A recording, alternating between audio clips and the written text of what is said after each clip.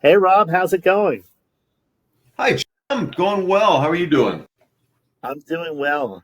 Great to connect with you again, get into our topic of moving internationally, international moves. So, I thought today I would ask you a few questions along the lines of understanding the costs of an international move. I mean, sometimes I've never made an international move myself.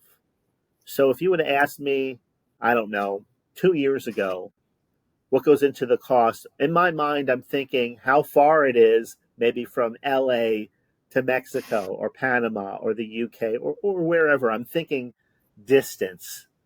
And my mind doesn't go into all of the things that an estimate is really based upon. I kind of look at my house and I say, well, I've got couches and things like that. Can you explain a little bit what are the factors that go into coming up with the final cost of making an international move? That's a great question. And gosh, I could go, I'm not sure what direction to go with this and where to start. But I will say that, of course, for anyone who's moving internationally, cost matters. Um, and if cost doesn't matter, I want them to call me immediately because, okay, but cost matters. Every dollar really truly matters. But on the other end of that is, what are you getting, and what are your needs? Maybe Yeah. you don't want things broken or lost or hijacked or have hidden costs and things like that. So cost is tremendously important. And there are a lot of things, and clients don't know this very often. All of the elements and steps that go into a true proper international move, as opposed to a shipment. If someone wants to deliver a crate of things to the port and I'll ship it, no problem. That's pure commodity. But an international move where furniture is taken care of, delicate furniture is handled the appropriate way, things are disassembled if they can be, wrapped and protected the right way. If there's fine art, if there's billiard, if there's, a game room, glass mirrors, TVs, that, anything, glass curio cabinets, those have to be taken care of the right way. And we try to assess that. So that comes into play when looking at the total cost. And then, keep in mind that for the traditional, typical door-to-door move, there is that wrapping and protecting and perhaps packing of the boxes, whether it be, dishes and books, linens and miscellaneous and artwork and all that kind of thing. That comes in, and then it has to be transferred to the port. And all of that has to be coordinated. It's not just, it doesn't happen magically. It has to be coordinated. And then loaded onto the ocean vessel for a quick sailing. Without that, you've got storage at the terminal, which is very expensive. And that comes in with the client's mystery added cost.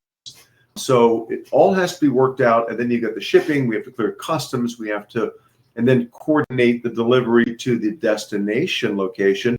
And sometimes that's straightforward.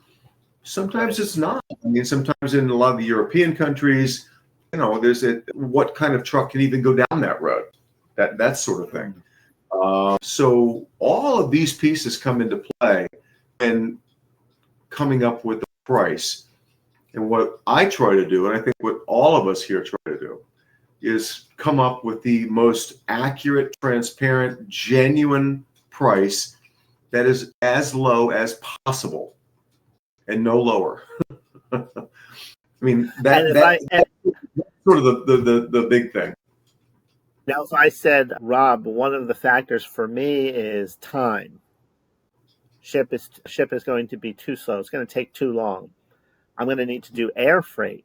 That automatically changes the dynamic of the situation, right? Tremendously, absolutely. I mean, air freight's going to be, you're looking at an order of magnitude greater cost to get it done. We do it all the time, and I think I've mentioned this to you before that sometimes I will do a hybrid. I just moved a gentleman to somewhere in Africa, I'll just say, and it was quite a large move. And he said these things can go by ocean, but there's certain things that my family and my wife, we need. And so we're going to ship these other things by air. And so I ship some by air, some by ocean. So we do that quite a bit. Or I'll do all air. I'm doing an all air right now too. It doesn't matter. But yeah, we do both. So when you go to the website, SDCInternationalShipping.com, and you see the wording personalized quotes, it's just that. It's based on what the individual has, not just the fact that it's a 2-bedroom house or it's a 4-bedroom house or the destination.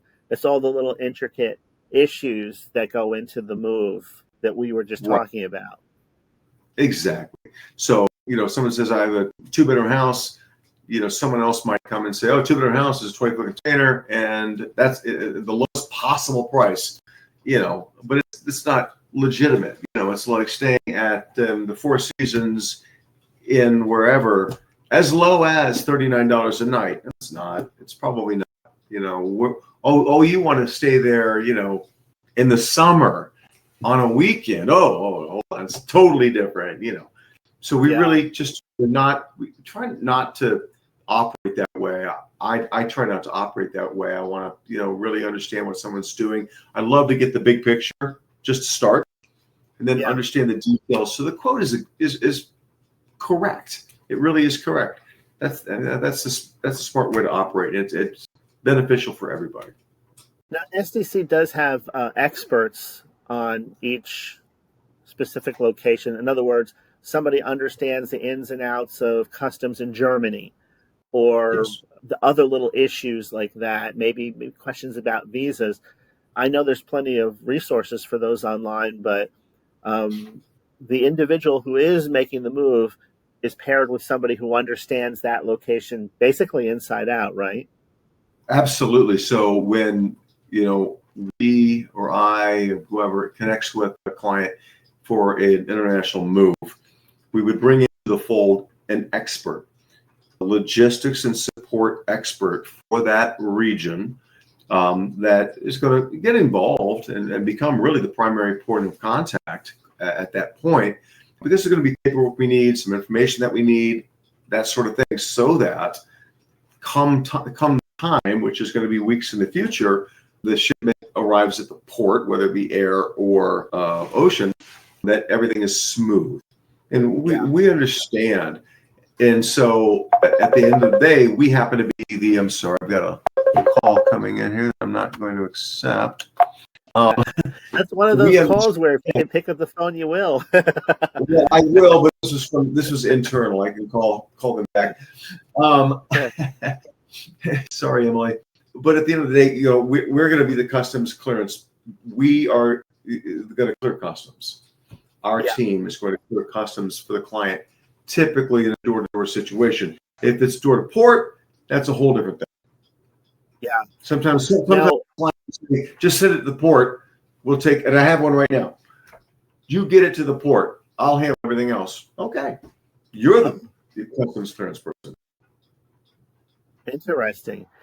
Now, I remember hearing a story some time ago, but the strange things happen.